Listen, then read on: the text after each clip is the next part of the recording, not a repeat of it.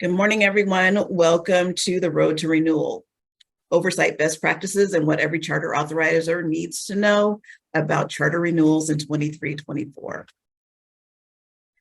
I am going to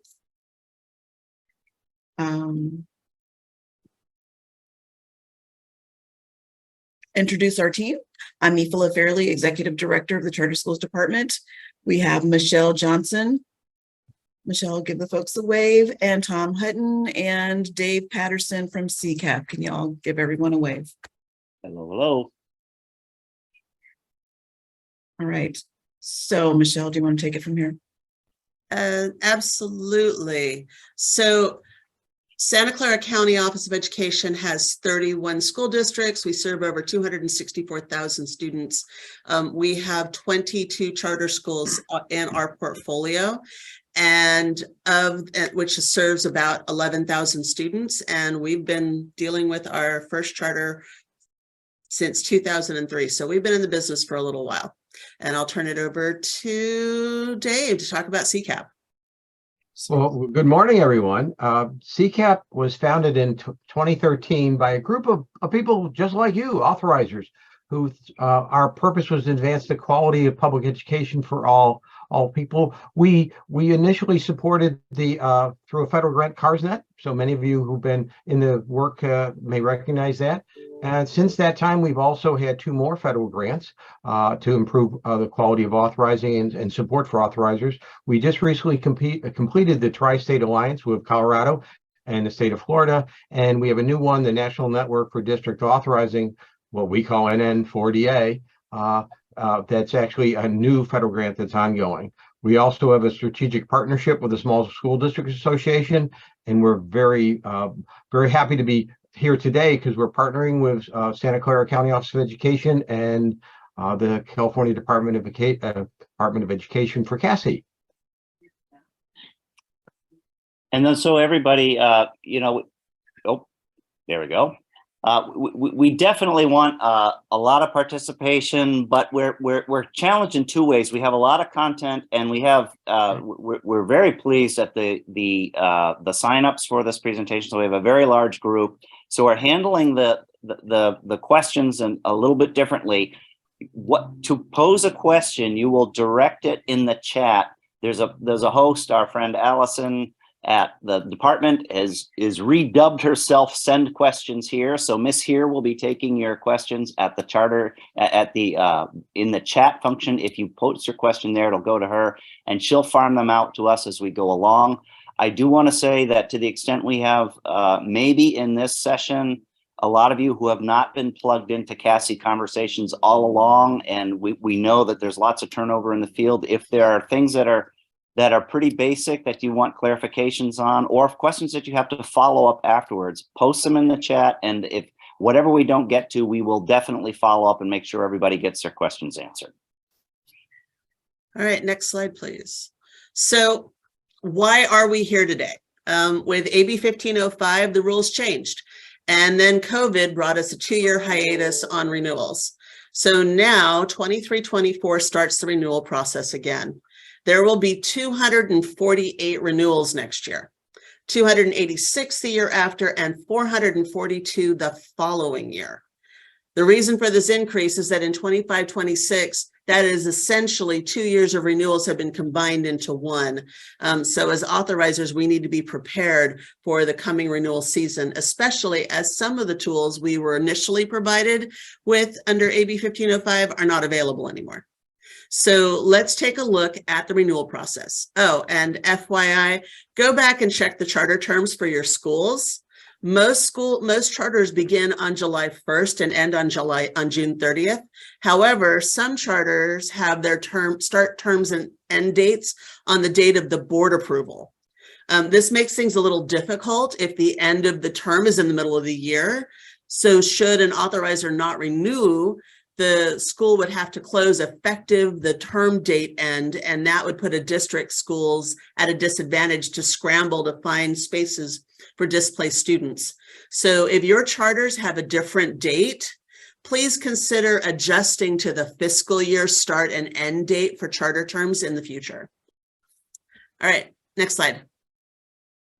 All right, and this is just a schematic that kind of shows where we are in the life cycle of a charter school. For those who are kind of new to the field, for those who have done CASI or CCAP events, you're familiar with this. It's from the National Charter Schools Institute, but it shows at the bottom left, that's what we in California call the petition stage. Then the authorization and startup, the ongoing performance oversight and monitoring is the biggest kind of round the circle. And then we're to that next to last, the part of the circle, the last part of the circle where it says reauthorization or renewal. And that's where we have kind of a crunch of them coming because we've had a hiatus from them. Next slide. So we're going to be focusing on right now oversight and accountability. So it's my turn. The basic question is, when does the renewal process begin? And as the slide before that indicated, on the day you've approved that charter. So let's be clear. We're now getting back into the charter renewal mode, but frankly, that has been from day one. Next slide, please.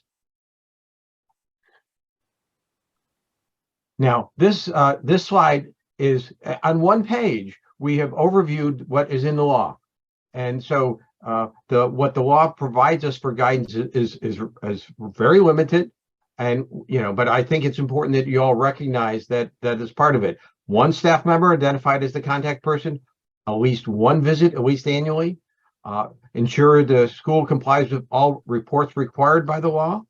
Monitor the physical condition. That in itself, that alone is enough to fill more than a single page, and then provide timely notification to the CDE of renewal revocation, or if a school ceases operation. That's what you have to work with in law.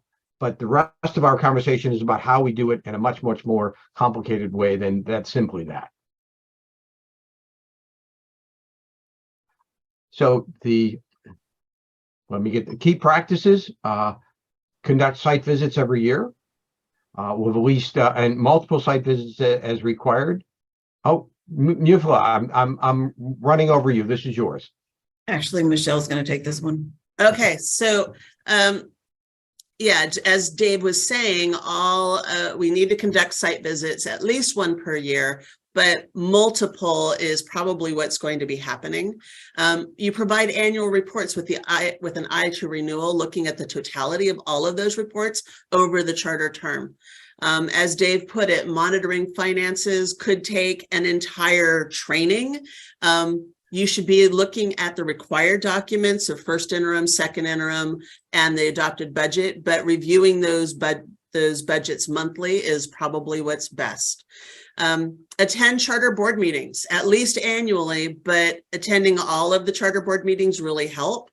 Review those school data, the demographic, the academic, go back and look through the California Schools Dashboard, the LCAP, the SARC, the Comprehensive Safety Plan, and as always, everything is all about relationships. So focus on those open and positive relationships. Next slide, please. And Michelle, as you're jumping over to that next question, we had a question in the chat from a participant who's wondering if we could note any areas where oversight or renewal would be different for charter schools that were approved by the State Board on Appeal, and then authorization handed over to either a county office of education or a district. Sure. So there, as we've said before, the State Board of Education has gotten out of the renewal business. And what they have done is that a charter school will need to go back to the local district to apply for renewal. If that local district does not approve, then instead of going to the county on appeal, it would bypass the county and go directly back to the state for renewal. And if the state renews, then the state and the charter work together to now choose who's the new authorizer. I think I got that right. The only thing I would add is that there are still a number of charter districts in the state, and I can speak to that because there's one in Placer County, and I sit on the Placer County Board of Education, and the state board has authorized or asked us, and we fulfill that responsibility for the small number of charter districts also, and it's the same process as you indicated, Michelle. Okay.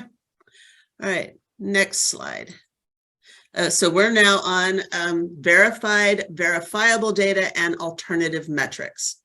So lots of questions have come out about what's the difference between verified, verifiable, and alternative metrics. So verified data is the list established by the State Board of Education under 47607.2. It is required for review of charter schools in the middle or low performance categories under AB 1505.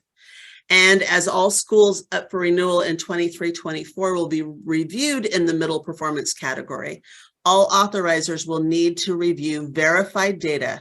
So use the verified data list, which sunsets on June 30th, 2025. So verifiable data shall be considered under 47607C6 if the dashboard indicators are not yet available for the most recent completed academic year before renewal, and is anything that the authorizer determines can be verified. Verifiable data could include assessments from the verified data list. Verifiable data does not have a sunset list.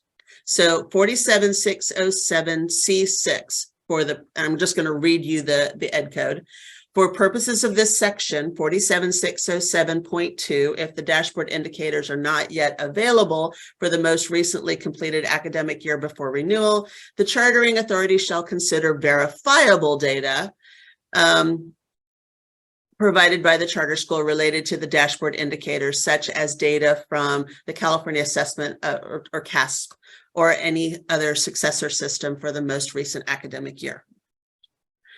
All right. So then what are alternative metrics? Alternative metrics are used for renewal of dashboard alternative school status or DOS schools, and that is pursuant to Education Code 47607C7 and is determined during a meeting between the DOS charter and its authorizer during the first year of the charter term. Alternative metrics could include assessments of verified data.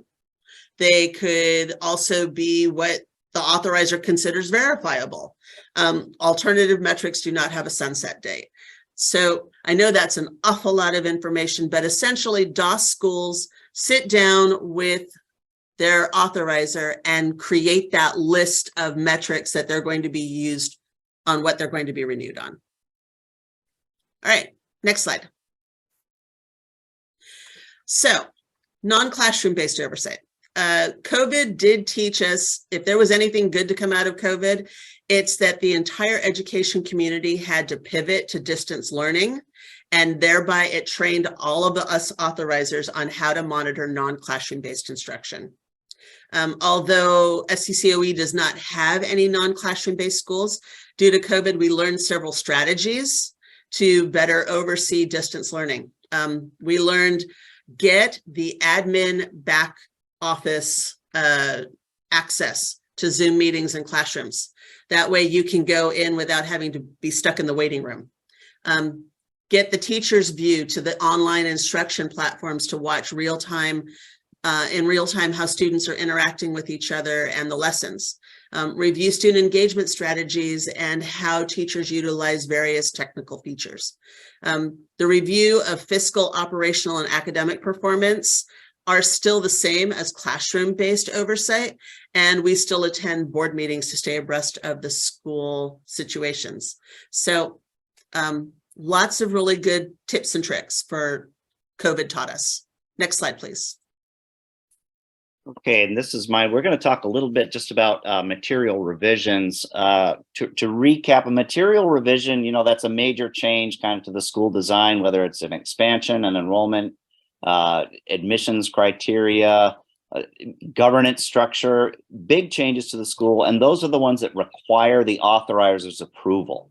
Now, those can come up any time. Those are not just a renewal discussion. If they're making a major change in the school or propose to do one, they have to come to the authorizer when that happens, and the authorizer has to consider it. But it intersects with renewals in this way. There's for denial of a petition for a new school or a renewal, there's a very specific list of criteria, and there's a couple of new ones that the recent legislation put in there. One has to do with the fiscal impact, and the other has to do with failure to serve the interests of the entire community. Now, those new criteria do not apply at the renewal stage, but the legislature carved out one exception to that. And they said, if the renewal contains an expansion that amounts to a material revision, then you can consider that as one of your criteria for non-renewal, but only insofar as the impact of that material revision is concerned. So there's some intersection between material revision discussion when you are looking at a renewal petition, if in fact the school is proposing something that would sort of change the design of the school significantly. All right, questions?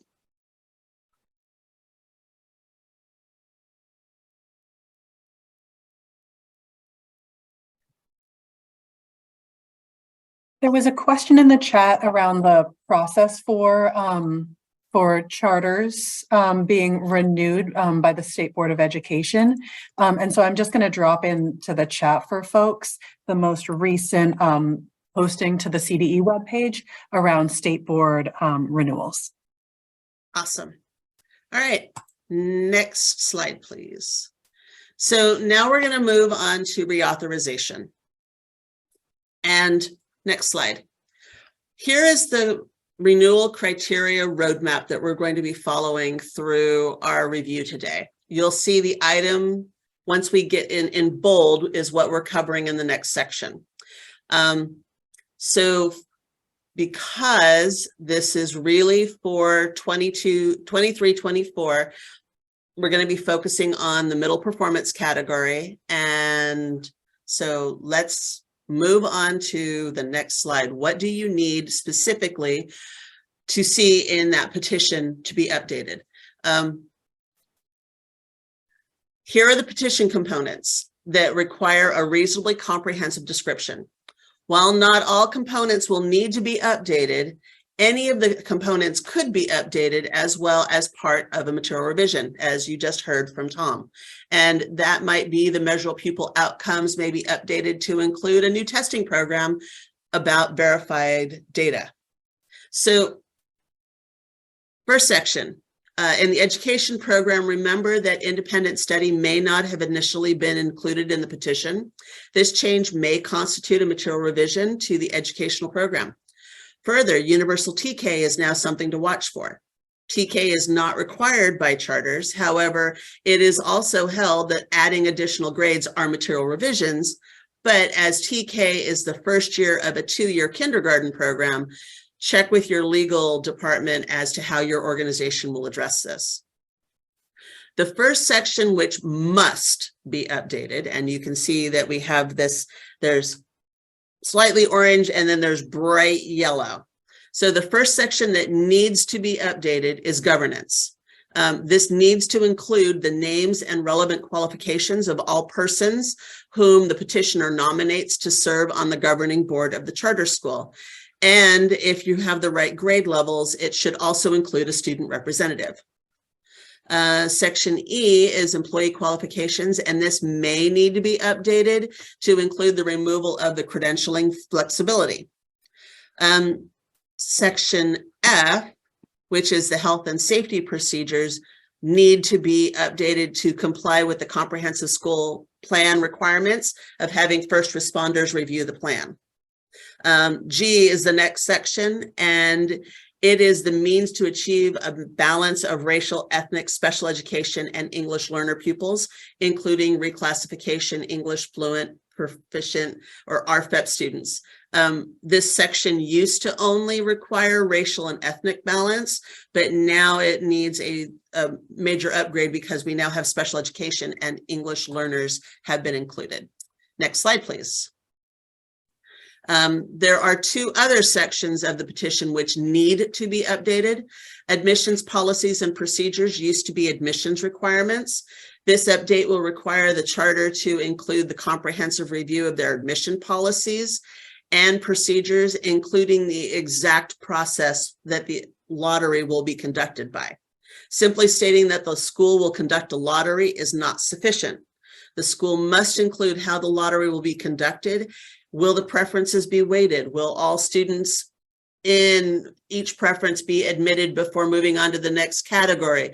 Will the grade levels be randomly selected, or will it start with the earliest grade? Are the number of spaces announced prior to the lottery for that grade be at the beginning?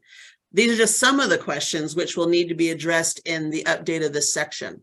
So this section needs to include all the new notices to notice requirements to parents and the community on not counseling out students. So this is a major section that has to be updated. The other section that needs to be updated is the suspension and expulsion process.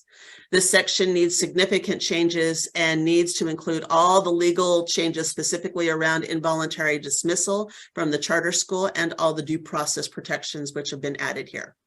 So as just a final piece of update on these, please make sure that you have your legal counsel review to make sure that all of the areas have been adjusted. Next slide, please.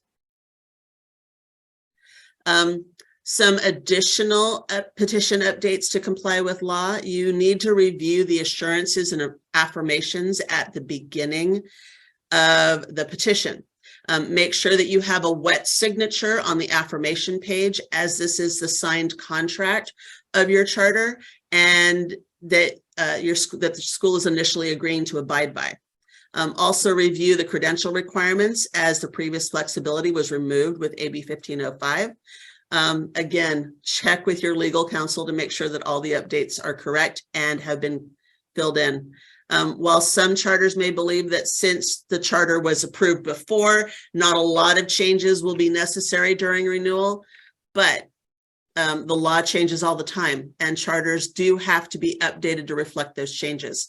Best practice is to ask for a red line during the renewal process. So you'll want to have the initial petition as approved, the red line of what the changes are, as well as a PDF of a clean PDF for posting process. This way you'll be able to see what has been changed.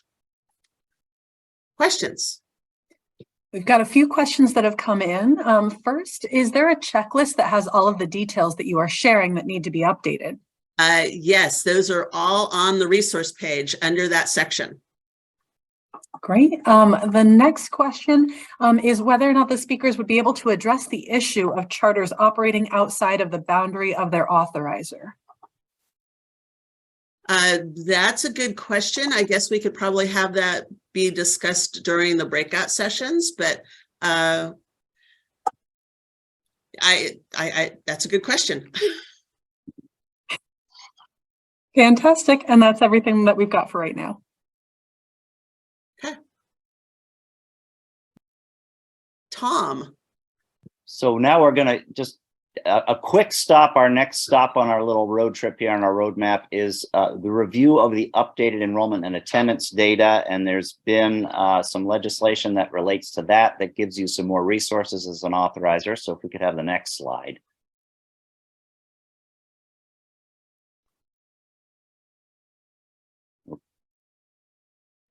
There we go. There we go. So, you know, if there's declining enrollment, that has some serious fiscal implications that you're going to want to be looking at. And there has been some enrollment fluctuation with all the disruptions of the pandemic and everything else going on. And just in general, you know, we are a declining enrollment state. So it's something to pay attention to. If there's a change in grade levels or expanding location, those obviously have enrollment and fiscal implications, and those are material revisions, which we discussed before. But in terms of getting some data to look at some other issues that you might want to scrutinize as to enrollment, there's sort of three buckets of data that are now available to you. The first one is just the cumulative enrollment data at the school. So anybody who was enrolled in the school anytime during the year, and that you don't have to request that. The slide here talks about requesting, but that actually has been posted already on the department's website. Maybe we could drop that link into the chat here, but that is all available, and there's a guide to sort of what you're looking for. It's kind of coded, so there's a guide that tells you how to read the coding. That's all available right away. But then there's two other buckets of data that you can get by request at the email that's listed here. The first is if you have a set of students who started the school year at the school and didn't make it through to the end, what the department can get you is you can kind of take a look at how they did on statewide assessments in the prior year. Now, there's some data trickiness in recent years, but that data set and the other data set is for students who didn't start the current school year with the school, but they were enrolled in the previous year.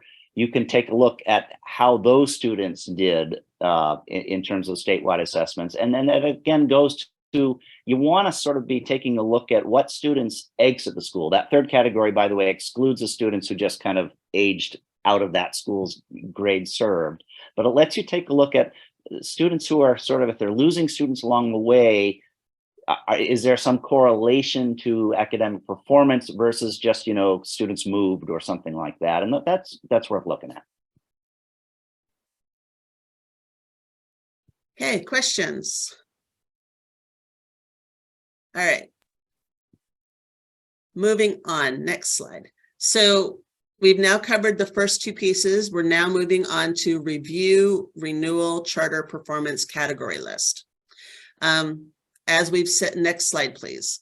So as we've said, in the past, we now, due to AB 1505, we had high performing, middle performing, low performing, or tier 1, tier 2, tier 3, but for the 23-24 school year, all charter renewals will be reviewed under the middle performing categories requirement.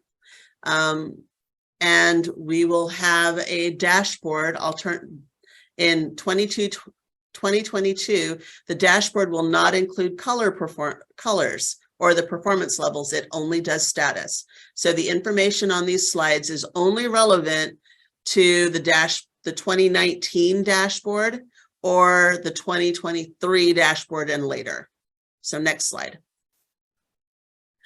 On October 13th, the CDE sent out a letter on the updates for charter school appeals and renewals for 23-24.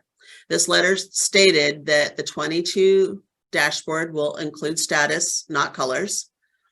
The 23 dashboard is projected to be available at the end of 23 calendar school year, so probably around December 23. So the earliest production of the performance categories for charter school can occur in early 2024, following the release of the 22-23 dashboard. Next slide. So further, in the absence of statewide data, charter authorizers must consider clear and convincing evidence of measurable increases in academic achievement and/or strong post-secondary outcomes, demonstrated through verified data. When evaluating a petition for renewal, all renewals under these criteria look at 1, greater weight is on academic performance, 2, the renewal shall be for a 5-year term if they are renewed, and 3, the use of verified data and post-secondary outcomes, which sunset on January 1st, 2026. And there is also, from West Ed, there is the performance information from the spring of 2021, looking at 3 pieces of verified data, NWEA. So you can go and look at that link. It might provide you some additional support as to where the state performed in 2021. Next slide, please. So as I've stated, the 2022 California Schools Dashboard, as you've all seen, only has 1 color right now, purple. And it's the cell phone bars for status levels. The correlation between the colors from before and this new system is only available between very low and red. That's the only item that is a proxy. There is no correlation between any of the other status levels and the color indicators from the previous board. Next slide, please. So the 2023 California Schools Dashboard will report colors for all indicators except for college and career readiness, which will be status only. Next slide. Questions?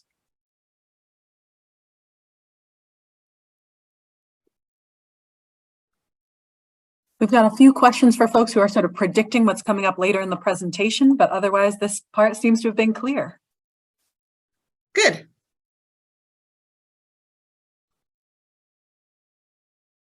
All right, Dave. Okay, yeah, have to get off mute.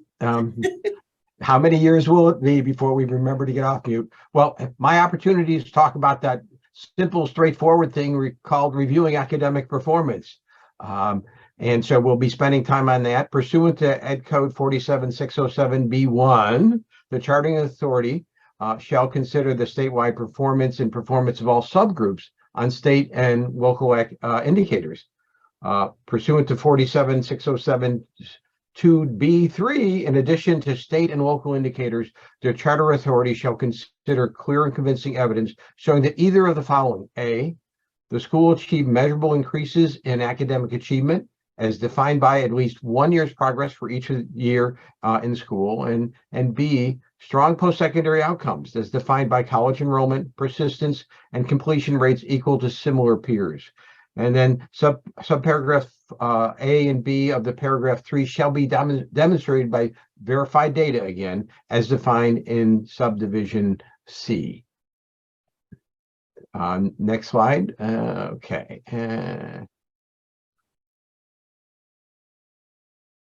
Well, I go back a slide, please.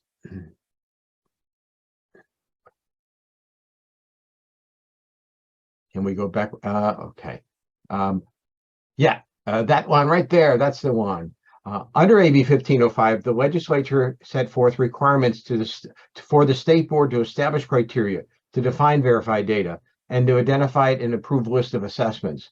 To date, no exceptions to this criteria or list of assessments has been made by the legislature or the state board. Authorizers have raised questions related to the use of verified data, including what to do if a charter school's verified data source does not meet, for example, the 95% participation criteria. For this question and all questions related to the possible non-renewal of a charter school, we advise you to consult with your own legal counsel. We understand that these are really pressing questions, particularly related to the impact of the pandemic on school performance and chronic absenteeism. We remind authorizers that renewal criteria are complex, so as they are designed to allow local decision-making, which takes into account the totality of a charter school's performance and context. As all charter schools up for renewal in 23-24 will be reviewed under the middle performance category, as we already discussed, requirements authorizers will need to take into account state and local indicators in addition to verified data. If a charter school provides verified data at less than a 95% participation, for example, an authorizer may consider some of the following. How did the school perform on state and local indicators? How far from 95% was participation and participation rates? And what factors impacted those participation rates? How does this compare with the local school district's performance and participation rates? This thoughtful review of the totality of a charter school's performance and context are critical for all renewals, but particularly for non-renewals, in which the same data may be reviewed de novo by a county board of education on appeal or the state board of education for consideration of abuse of discretion. Next slide, please. And now we're going to talk about the type of procedures related to verified data.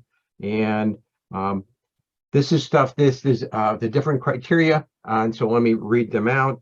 Data use procedures related to verified data. as adopted as required under 1505, but these is the direction as provided by the State Board of Education in November of 2020.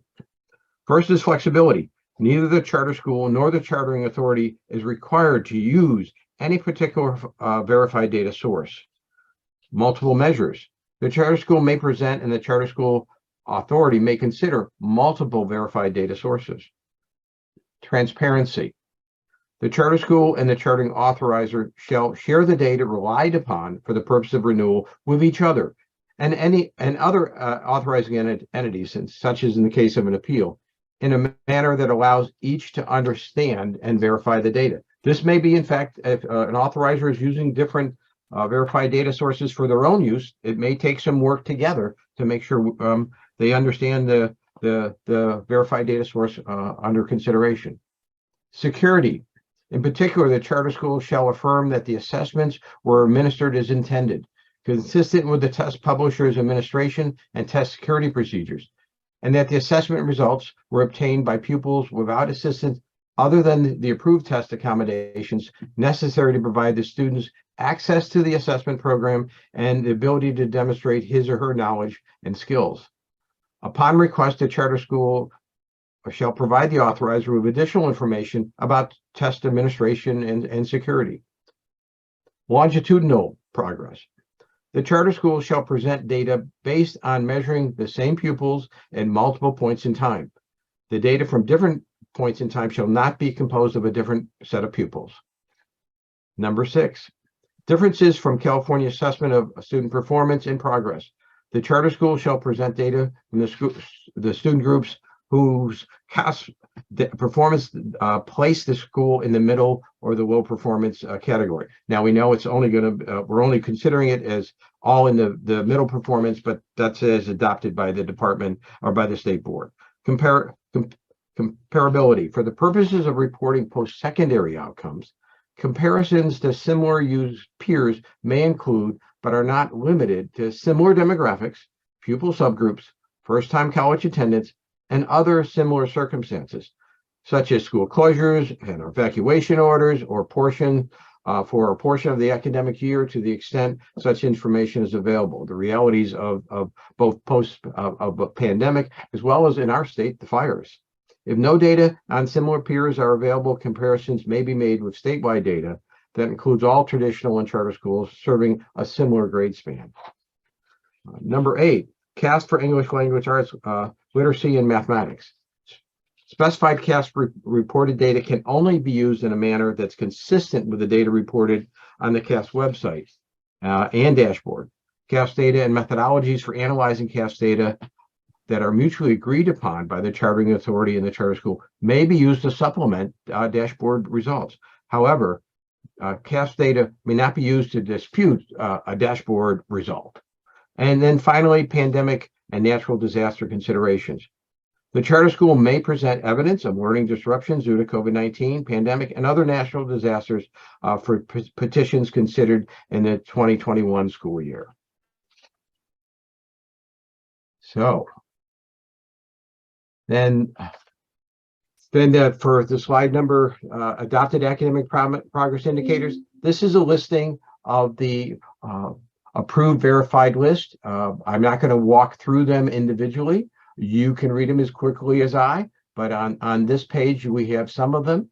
And if you flip to the second page, you also have the additional ones. Now, the State Board of Education has engaged WestEd to do some additional work, and there may be some additional activity at the state board level later this year that may update some of this information. But at this point in time, these are the ones that are in place.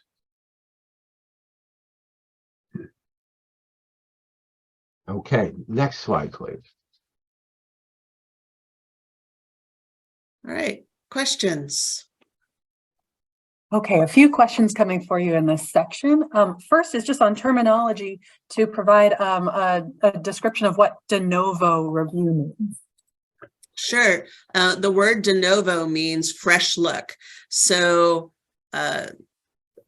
essentially on review, if a renewal goes to a district first and then comes to the county on appeal because the district denied, then the county would take a fresh look. They would not go back and review the district's decision. They would simply read the petition on its merits and on its face. When it goes to the state, in the past, the state would do a de novo or fresh look review. That now has changed to now be they're reviewing the performance and the abuse, whether or not the district and the county abuse their discretion for review. So that's where the difference is. And then a few more questions related to the content. And some of these came right at the end of the last section into this section. So it may be that they were already covered, but I want to make sure that we're clear. There was a question, is there any legal consideration regarding equity gaps assessing performance data to ensure charters are equitably serving all student populations, or is performance evaluation just on an aggregate basis? Good question. We will get back to you on that. I believe that you look at the totality of all of it. So if there are equity gaps, then you would look to see how those are being addressed. If you're looking at academic gaps, you look to see how those are being addressed. It is a totality of the entire performance of the charter over its term. Dave, do you have anything to add to that? What I would add would be reinforce the totality question and your comment, and also looking at how it compares to the statewide data. I mean, that actually could help you put it in context, and it also, I think, reflects the different ethnic or subgroup breakouts within the school that may be very different than other schools or the district in which it resides, the charter resides. So it's a complex question. I think is the point you were making, and I would concur. Allison, can you read that last question again? Sure. The question was, is there any legal consideration regarding equity gaps in assessing performance data to ensure charters are equitably serving all student populations, or is performance evaluation just on an aggregate basis? Okay, thank you. Yep. And agree, a complex question there, as so many of these are. Another question is, if a charter is in the very low levels in ELA and math on dashboard and has low achievement on verified data, do you have to either renew for 5 years or not renew? Because all schools right now are in the middle performance category, that's kind of where we're at. Another question, would tiered renewal apply if a charter submits renewal after the 2023 dashboard release? I think that question's back to in the ways, Allison, back to you. When data is available and the department is able to calculate, I believe that's the intent, correct? Oh, I see. It's a timing question. So I believe that the question is about the dashboard release, and right now earliest projections around the tiered renew around the performance list is looking at early 2024, to the best of our knowledge right now. And right now, let me see, we had questions for releasing some of the information, just the sources you were sharing from Dave, and those have been shared. So I think that right now, that is everything that is related here. Yes, I think that's everything related to this section right now. Okay. So moving on to our roadmap. As you can see, we've covered 4 major categories. We are now looking at the 5th. So we're covering review of governance, financials, operations, and complaints. This is still similar. We're still going to be reviewing the petition, similar to if you review a new school under 47605. But in any performance category, even high performing, non-renewal is possible on the following grounds. Under 47607E, a charter school may be non-renewed if the charter school, upon a finding that they are demonstrably unlikely to successfully implement the program set forth in the petition due to substantial fiscal, governance, or is not serving all pupils who wish to attend, as documented in subdivision D. So as you heard earlier with regards to asking CDE for enrollment information, this applies here as well. If you determine that you have substantial fiscal, governance, or is not serving all the pupils who wish to attend, then the chartering authority needs to provide at least 30 days notice to the charter school of the alleged violation and provide the charter school with a reasonable opportunity to cure that violation, including a corrective action plan proposed by the charter school. The chartering authority may deny renewal under this area only by making either of the following: the corrective action proposed by the charter school has been unsuccessful, or the violations are sufficiently severe and pervasive as to render the corrective action plan unviable. Questions?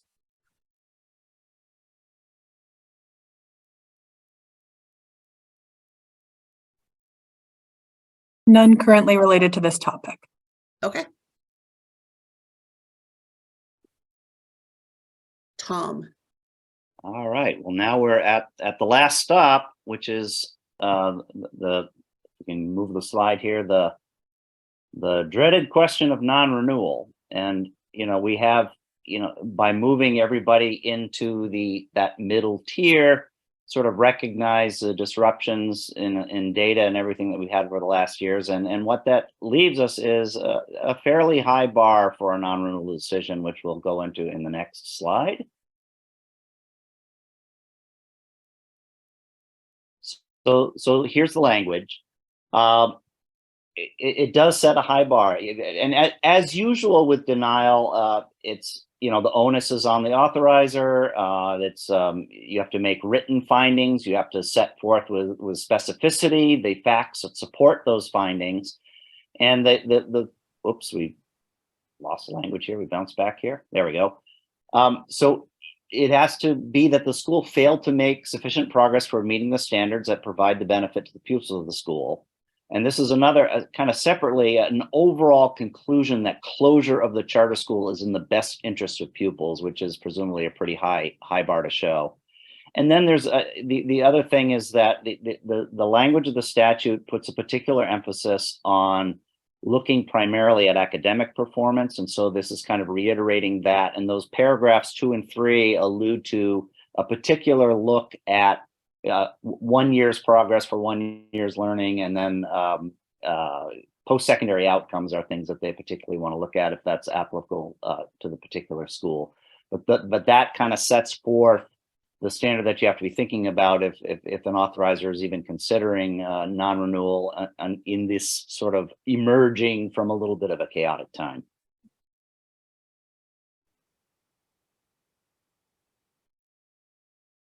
That's it. Next. All right. So those are all of the criteria. Are there questions about the renewal criteria roadmap? So there is a question, I think, related to the roadmap, and that there is a question asking for renewal checklists or resources. So we're actually going to, that's a perfect segue. We're going to be going into renewal procedures as the next part. So we've already talked a little bit about material revisions, but I wanted to reiterate again that usually during a renewal process, you may see a material revision. This is the time when petitions usually get updated to include the changes which have been occurring, and best practice again is to ask for a red line of the changes to the petition. Please also be, next slide. Please be aware that once again, the new grounds for denial do not apply for a renewal unless they are specifically to a material revision, and then it's only as far as the impact of that material revision. A question related to material revisions came in. Sure. There's a question if there is a description of the material revision process, for example, handling before the submission or handling or including it in the renewal petition, handling it together with the authorizer. So that's an Anderson question, and that's a really good question for your attorneys. But usually the material revision is dealt with at the same time as you're going through the renewal process. Let me maybe. Yeah, help me out, Dave. Yeah, let me maybe. For example, if a petition has come in front of us and it includes a change that is in fact a material change, you do have the option of considering them together or in fact breaking it out and taking actions separately. If you take action separately, you have a clarity of which each happens to be. But I would suggest, and other colleagues could comment, that it is a choice that the authorizer gets to make about how best to do it in their circumstance. And I would just add to that, this is a presentation about renewals, so we're talking about the relevance of material revisions that are coming up during the renewal process. But if a school in the second year of its charter term wants to add a new site or new grades or change its governance structure, that's a material revision that they need to come to the authorizer with. So that's distinct from the renewal. It's just if you're in the process of renewal with that school anyway, it's likely that the school is giving some thought to those big kinds of things, and that's where a lot of them tend to coincide. And that begs the additional information. If they are doing it outside of the renewal process, the same timeframes apply, and people should be aware that that there's an application, there's windows of activity of time to address that might be helpful. Okay, next slide. So DOS schools. DOS, there is a presumption of approval. The authorizer shall consider performance on state and local indicators. The 2018 and the 2019 dashboard uses a one-year grad rate, different academic performance and college indicators. On July 27th, 2022, the U.S. Department of Education declined California's waiver request that would allow for the continued use of modified methods for calculating the academic and graduation rate indicators. The 2022 dashboard will be the first dashboard without any modified methods for the applied indicators. So DOS schools will be treated the same as all other schools on the dashboard. And you may deny renewal if you find that closure of the school is in the best interest of the students. Authorizers and charter schools should mutually define and agree upon the alternative metrics. The alternative metrics we already discussed should be applicable based on the pupil population which is served, and the mutually agreed alternative metrics should happen during that first year of the term. Next slide, please. A related question there to DOS schools. How do strong post-secondary outcomes apply to DOS schools? Well, you look specifically at that DOS school and you look at the performance for whether in comparison to themselves. At least that's how I would do it. And one question related to the previous slide on material revisions. The question is, if I'm understanding correctly, if there is no material revision, but the district is now in fiscal distress, you cannot deny. Correct. Because 7 and 8, areas 7 and 8 do not apply on renewal unless it's a material revision. And then all you'd be denying would be the material revision, not the actual renewal.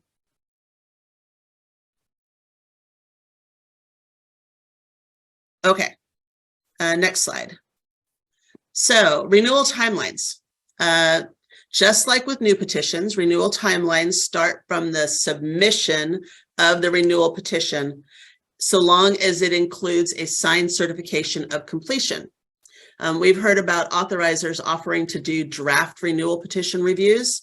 While this may be good from a relationship standpoint, if that draft petition includes a signed certification, that draft petition is no longer a draft, and your timeline has now started. So watch for that signed certification of completion. That's the moment that the timeline starts running, and you now have 60 days from submission to hold that public hearing and 90 days from submission to hold the decision hearing. The authorizer needs to post the findings and recommendations 15 days prior to that decision hearing. And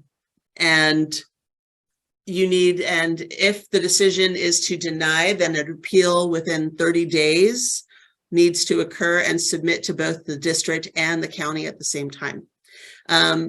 If on appeal to the county, the document is found to have a material change, then it needs to be remanded back to the district to be reviewed within 30 days. I think a question relevant to that timeline that you just showed. The question was, if the charter authorizer is the county, does the renewal petition first go to the county for renewal or to the district in which it is located? Okay, hold on. I had someone message me a question and I'm like, oh, hold on. Let me ask the question again. Ask me the question again. Sure. If the charter authorizer is the COE, does the renewal first go to the COE or to the district in which it is located? So if the charter, if the authorizer is the COE, it goes to the COE. Right. It goes to your authorizer. You don't have to go back to the beginning again. So if you were approved initially by the district, then it goes to the district. If the district denies, then you appeal to the county. If now you are at the county and your authorizer is the county, then when you go up for renewal, you go straight to the county. You don't go back to the district and start this process over again.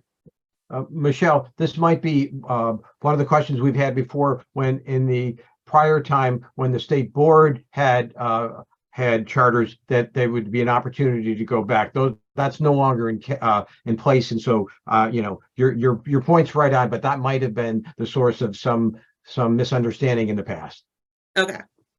Right, and there have been some questions in the chat related to the question regarding state board renewals. We've included that link in the chat, but I did want to just read that out for folks who had continuing questions there. That under current protocols, when the state board, so current state board authorized charter schools will continue operating under state board oversight until the charter term expires. At that time, if the charter school is renewed by the State Board of Education, then SBE must delegate the chartering authority to either the district or county where the charter school is located. And so to clarify, that's the current language posted around state board authorized charter school renewals. Great. So the question that came directly to me said, just wanted to clarify that verified data provisions do not pertain to DOS renewals. Correct. So the consideration is what the authorizer and the school agree on, and that could be the verified data or the SBE list, but it is still the agreement between the authorizer and the school. So I think that helps clarify that. Right, and one more that I think is relevant to this timeline section around process. Is there a template for submitting the petition for renewal, like a letter of intent to renew, or does the charter simply submit the signed certification of completing the previously approved petition? So I can tell you how SCCOE handles it. We have an actual matrix that says, here's the documents that need to be submitted. You need to have a cover letter, you need to have your signed certification, you need to have your assurances, you need to have your updated petition. You also, and so on our website, we have that shared on the resource page. here is what is required from us for a renewal, for a complete renewal petition. And it has that little checklist. And I know that CCAP also has materials that are also on the resource page and gives you timeline, it gives you checklists of how to review petitions and look at those different documents as well. But you guys just jumped the gun because we were going to talk about that at the end. Oops, sorry. I thought I was holding them. I'm also including the CDE's notification of required documents related to renewal in case that's helpful for folks. But all of those are right at the bottom of the additional resources at the bottom of the resource feed. Thanks, Michelle. All right, next slide. So here is a sample renewal timeline. So if you start out with the district and you submit to the district on August 24th, this is assuming that your authorizer is the district, then the district decision would happen by November 22nd. And if the district denied, then you would file with the county by December 22nd. Remember that 30 days. And then if the county denied, the county decision would have to be within 90 days, and that would put it at March 21st. So then you have, technically you've got 30 days to appeal to the state, but you really only have a very short window because there's not a lot of time on the state timeline for appeal applications. So, and getting into the agendas for it, because you have to not only go to the state board, but you also have to go to the ACCS, which is the Advisory Commission on Charter Schools, and you go to them first. So you'd have to file by March 28th, which means that your decision hearing would not happen until July of 2024. And if your charter term ends on June 30th, then you're kind of held in abeyance. So be very cognizant of where charter schools are in that timeline and try and be very helpful and cognizant of the situation. And this is just a sample. So don't quote as this is when we're expecting this we're expecting this to be delivered right now. No, in fact, next slide, you need to look at the MOU guidelines and follow what is submitted, follow those guidelines. I know for SCCOE, we have a window that says renewals can be submitted between blank and blank, but you also really need to talk to your charters as authorizers. Charter petitions should be submitted during that final year of their charter term. And they should only be submitted once you have that statewide testing data, because you want the most recent data to show that story. So look at the California Schools dashboard, look at the comparison data. I know that for SCCOE, we have had charters deliver to us their renewals in August and September, and they have the embargoed data for themselves, but they cannot utilize the comparison data for any other schools. So you're really having to show your own best story. So you may not have that comparison data. You need to look at the verified data as well, and the academic growth data and progress data for your student groups and cohorts. And then be really cognizant of the appeal timelines. So for more information regarding the requirements for timely notification of the CDE after approval of a charter school, please go to the Charter School Renewals web page on the CDE website as well. Michelle, let me also add the sample timeline we provided did not include any 30-day extensions, which are also possible under the law. So it is, as Michelle said, it's a complicated time frame, especially when you're related to the release of data and that sort of stuff. So it is something for clear conversation at the local level. And a similar question related to that sample timeline. Does a COE authorizer have a shorter timeline due to fewer appeal possibilities? So technically, yes. So if you were going directly to the county, then you only Maybe I misunderstood the question. Yeah. I'm not sure. No, Repeat the question because timeline is I still the understand where same. she's going. Yeah. No, I think you're right, because then you would be missing the timeline for the district review. So I think Correct. someone's trying to point us to a little bright spot for our COE folks out there. Yes, if it's a directive, the charter is held by the county, then it's not a function of a local LEA appeal, having a denial and appeal. We got one step less, so you have a little more time. I think that's your point. Yes, I was hoping that was the point. Yes, I think so. And another related question around MOUs. Our MOUs sorry, let me try that again. Our MOUs, all state renewals, submitted in October. But if we have 3 or 4 renewals in 1 year, what process do you suggest in working with the schools to stagger renewals? So I can tell you that SCCOE in the year prior to renewals meets with each of our charters in April, May-ish to sit down and talk about when our renewals should be coming in for the following school year. And we look at the actual board meeting dates and kind of work out when we're planning on getting those renewals so that we can have that staggered time across across all of our board meetings to ensure that the charters are given the appropriate time and adequate information and our clear review of their charter. We do not want to cause any issues. We want all of us to be on the same page, because bottom line is we are here for the best interest of our students, and we need to make sure that their needs are being addressed. So we want to give our due diligence to every single charter that comes through our office. And as we said, we have 22 and 5 of them right now will be up for renewal next year, and with a possible 4 others that may come to us on appeal. So that would put us at 9 for next year. So we're really looking specifically at how do we serve our students and how do we serve our charters.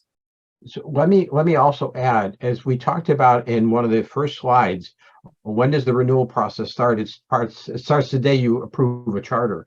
And so the hope is that you already have been tracking this. You have prior year information. You have prior year, for example, performance reports that either that you've done with the schools, that you have data. If you had things that were already identified as problematic, such as a fiscal or other, academic is going to be the hardest area. But if you already were having challenges, those should be, in fact, something that were already under conversation. So in a perfect world, which we do not live in, this is a cumulative activity. It talked about totality here, and that should be some guidance to you in this process. At least we hope so.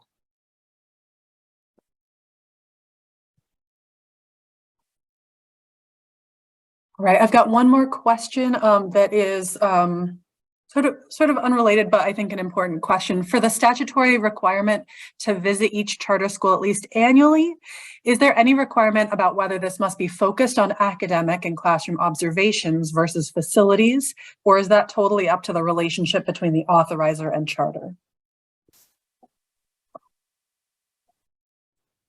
There's a lot of discretion there, right?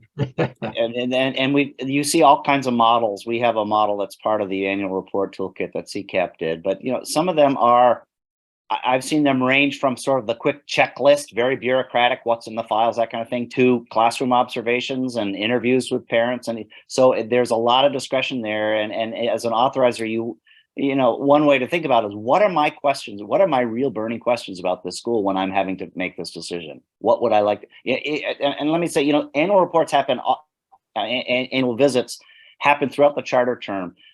But when you have an impending renewal, that's maybe a little bit of a different consideration. It's like, what are the big questions that I would like to find out more about as we face this particular decision, not just the ongoing check-in.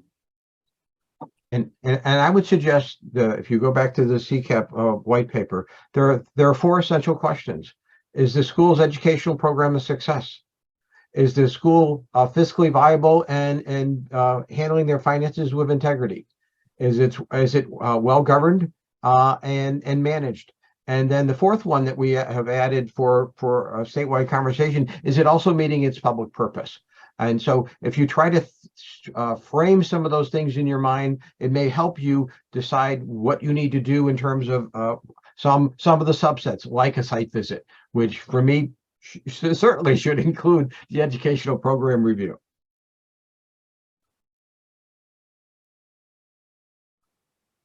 Great. And I think for now, all of the other questions seem like they might be specific enough or complex enough that they may be helpful to save for the breakout rooms.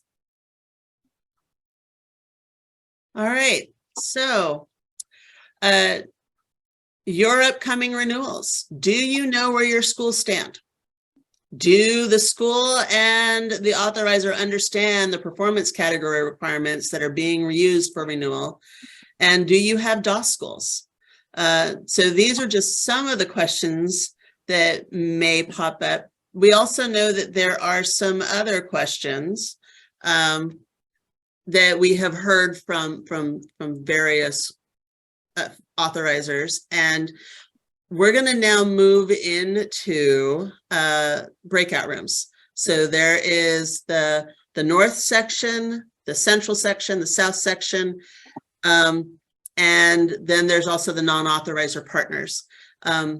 We will be moving into those various rooms, and we'll start having some discussions and hopefully get some of your more specific questions answered. So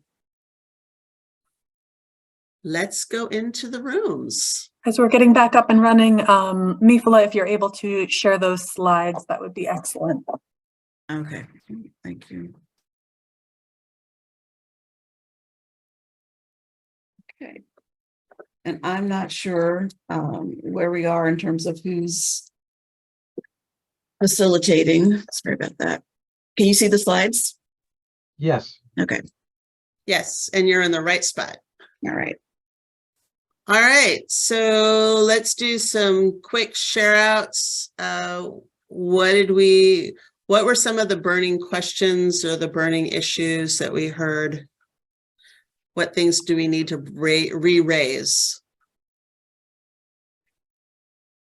Well, I'll jump in if you're going to do it that way. Our group, one of the things, one is we had a large number of people who hadn't participated before with us, which is great. Glad they were here. But there was a discussion about how we talked about some lists. So first about some of the summarizing in a document that we could provide of the legal changes. So some people have a clear indication that they can in fact do the homework on making sure that they understand what those legal changes that are required in the petition are, was one piece. A second related to that was the discussion of the cover sheet and the checklist was very helpful. And so our group talked about those two things in terms of needs, and there was a good amount of sharing. I'll do a shout out to our colleagues in Oakland and Alameda County Office of Ed, that they were very helpful in sharing the type of resources they already have available that people could look at. And then the other piece I think from our group was we had some that are going to need some follow-up, but we had some difficult conversations about timing for a school that may in fact be in the low tier going forward, but is it now the timing of their request for renewal, and whether when they apply and when a low tier, when the new set of tiers might take effect. Things like that were some complicated conversations. I'll stop there and suggest if anyone from our group wants to add something I didn't quickly, if it works for the timing, let's do that.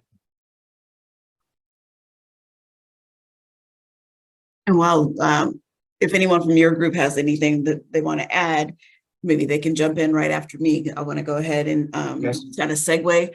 Our group had the same discussion about timing in terms of, renewing a charter as a middle tier school, even if they're low performing, or versus waiting until the list comes out later in the year and giving them the opportunity to have a 2-year renewal. if that in fact will be an option in the coming year. And so the question was, will there be a list next year, and is it going to be in December, January, February, we also talked about, and I think this was an easy one for folks to answer. I just wasn't completely sure. But at a district level, if a district has a dependent charter, do they need teacher approval on the petition for renewal, or is that only for an initial petition? And so our guess was that it was for the initial petition only. Yes. But I didn't want to definitively say that because I wasn't completely sure. Yes, You're it's right. only on the initial petition only. Okay. Signatures are not required for renewals. All right, Carlina, hopefully you heard that. Yes, thank you. Great. And then I think the last kind of big question that came up is about DOS schools and what the post-secondary indicators might look like. So if they're not making 1 year of growth per year, and we're looking at like the post-secondary indicators, what would those be for a DOS school? Well, I think on the DOS one, it's still a presumption of renewal. So you're still having that conversation as to whether or not it's in the best interest of the students to close. So even if you're not making that growth, or you're still having that conversation. At least that's my gut. And what I would add to it is, because it's that type of school, you have the opportunity to really focus on what the school is doing and how well they're connecting them with post graduation opportunities. How well are they moving them in the community college? Are they career and career? This is a rich conversations. As if it's a WEA school or others, those are individual conversations that the school should be very interested in making, telling their story. So I would encourage people to do that. Okay, and I, like Dave, want to give the central group an opportunity to discuss anything that I did not share out. And we have changed that setting so that folks can unmute if they'd like to now. So feel free. Okay. And Suzanne Coy has made an entry in the chat about the application of information for DASH versus some of the conversation we've had. We better make sure we can make sure we clarify that in our follow-up. That's so I appreciate that, Suzanne. Yeah. Tom, you want to take the last authorizer group? You're on mute.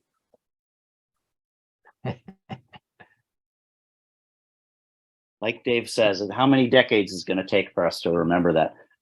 In our group, I would characterize it as we had some concrete examples of a lot of the things that had been brought up in the discussion before, where somebody was in that situation, like somebody who does have a charter term that may be February 1st and navigating that.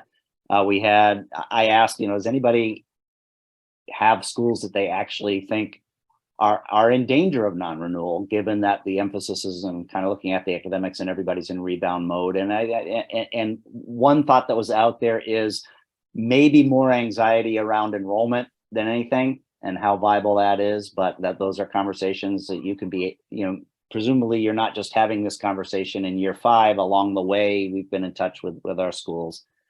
And then some clarifications around, again, there are some nuances to this when the school we're talking about was originally authorized by the state board. And so sorting out, well, which one are we talking about in that scenario? And I won't go into the details, but that's something to just be attentive to, that there are some exceptions to some of the things we talked about based on that having been the history of the school. So, and in general, just, I would repeat what Dave said. It was great to have some folks who are new faces to CASI conversations, particularly some people who are new to this space, and we really encourage you to stay plugged in. We recognize that for many of you, it's not your sole responsibility, and we try to make it so that we can help you with that piece of your world and to make it manageable. So I will share the final group's conversation. We had a lot of talk around timing as well. And the reminder that if you are starting with the district for your renewal, that process may take 12 to 14 months. So please remember that a petition timeline can be submitted at any time. Even though you want that final year of data, it can be submitted at any time so long as it has that signed certification. So just be aware as an authorizer. And make sure you tell your best data story. Don't put any gaps in that data. So if you're giving NWEA data and you have fall and then spring and then spring and then fall and then spring, the first thing that's going to pop up is, well, where's that extra fall? What happened to it?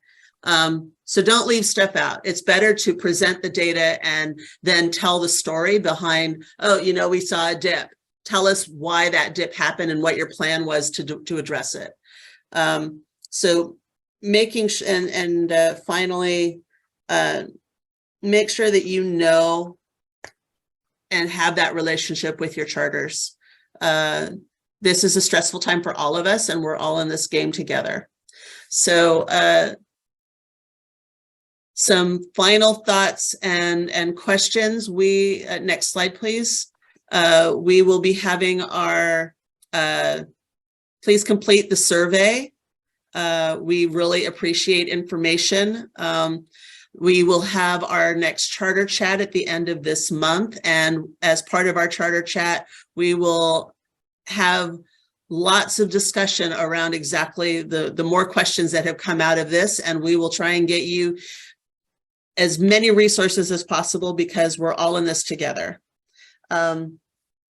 Any other final thoughts from Dave and Tom and Mifala?